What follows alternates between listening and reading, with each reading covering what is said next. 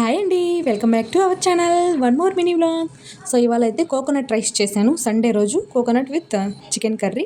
So ఈ coconut rice ఎలా prepare చేయాలో చూసేద్దాం. సో ముందుగా నేను కుక్కర్లో చేశాను కాబట్టి కుక్కర్ తీసుకోండి. అలాగే హీట్ అయ్యాక కొంచెం ఆయిల్ వేసి దాంట్లో హోల్ గరం మసాలా స్పైసెస్ అని మీరు యాక్చువల్గా పులావ్లో కొంచెం ఎక్కువ వేసుకుంటాం కదా, చికెన్ పులావ్ కానీ వెజ్ పులావ్ కానీ దేంట్లో అయినా ఆయిల్ అనేది. సో ఈ కోకోనట్ రైస్లో కొంచెం తక్కువే వేయండి, ఎందుకంటే ఆల్రెడీ కోకోనట్ మిల్క్ అంతా ఉంటుంది కదా, అదే కొంచెం ఆయిలీగా ఉంటుంది కాబట్టి మనకు కొంచెం తక్కువ ఆయిల్ అనేది పడుతుంది కోకోనట్ రైస్కి. సో మీరు చూసుకొని వేసుకోండి.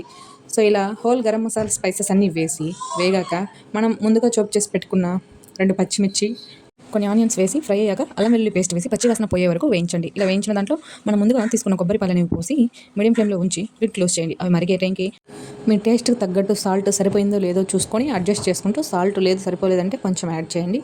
అలాగే అవి కొంచెం మరిగాక ఆ మిల్క్ అనేవి పొంగొస్తూ ఉంటుంది. అలా పొంగొచ్చే స్టేజ్లో కొంచెం బబుల్స్గా ఫామ్ అయ్యే స్టేజ్లో మనం ఆల్రెడీ సోక్ చేసి పెట్టుకుంటాం కదా, క్లీన్ చేసి ఆ రైస్ని కూడా దాంట్లో వేసి బాగా కలపండి. కలిపిన తర్వాత మనం మీడియం ఫ్లేమ్లో ఒక విజిల్, హై ఫ్లేమ్లో ఒక విజిల్, లిడ్ క్లోజ్ చేసి రానివ్వండి. అంతే. కోకోనట్ రైస్ అయితే చాలా చాలా బాగుంటుంది, చాలా బాగా టేస్టీగా ఉంటుంది. దేంతో సర్వ్ చేసుకుంటే అంటే ఏ మసాలా కర్రీతో సర్వ్ చేసుకున్నా కూడా చాలా బాగుంటుందని డెఫినెట్లీ ట్రై చేయండి.